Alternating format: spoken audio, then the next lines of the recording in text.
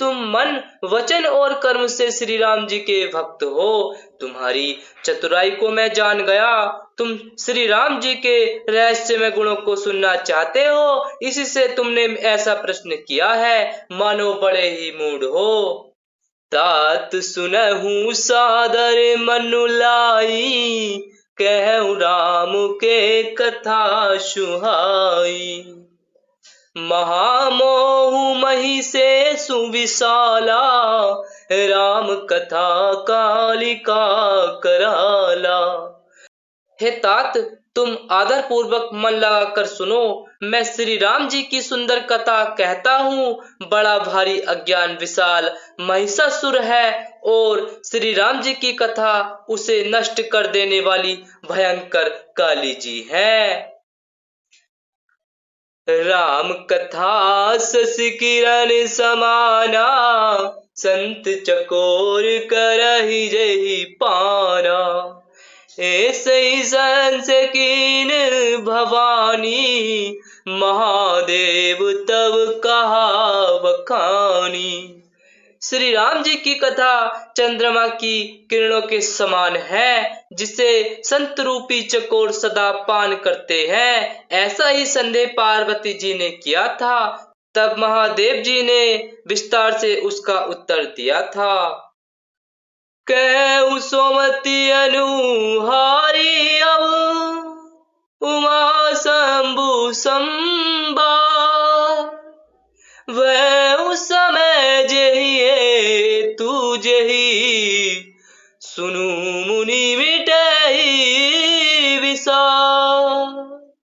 अब मैं अपनी बुद्धि के अनुसार वही उमा और शिव जी का संवाद करता हूँ। वह जिस समय और जिस हेतु से हुआ, उसे हे मुनि तुम सुनो, तुम्हारा विषाद मिट जाएगा।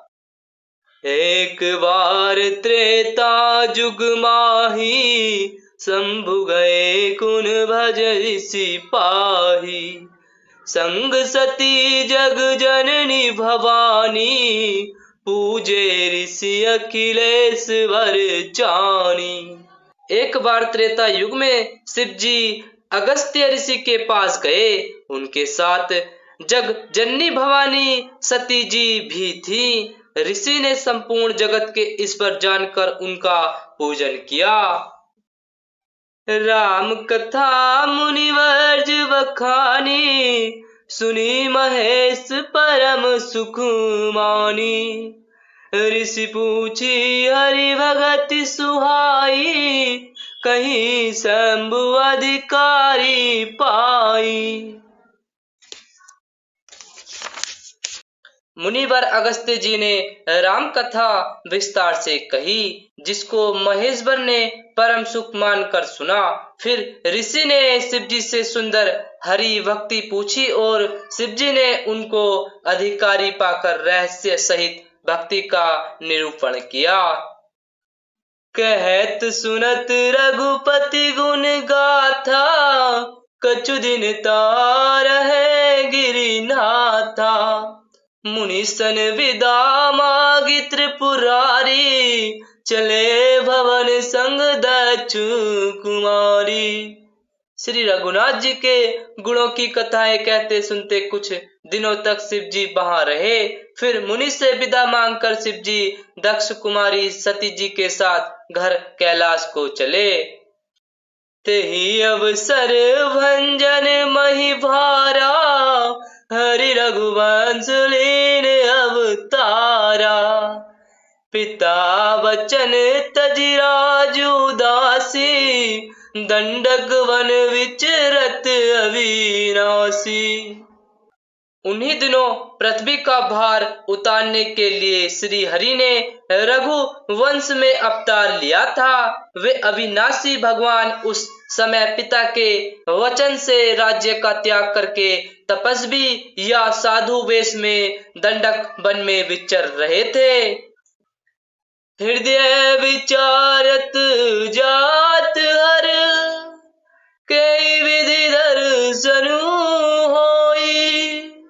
गुप्त रूप अवतरऊ प्रभु, गए जान सबु कोई। शिव जी हृदय में विचारते जा रहे थे कि भगवान के दर्शन मुझे किस प्रकार हो। प्रभु ने गुप्त रूप से अवतार लिया है, मेरे जाने से सब लोग जान जाएंगे।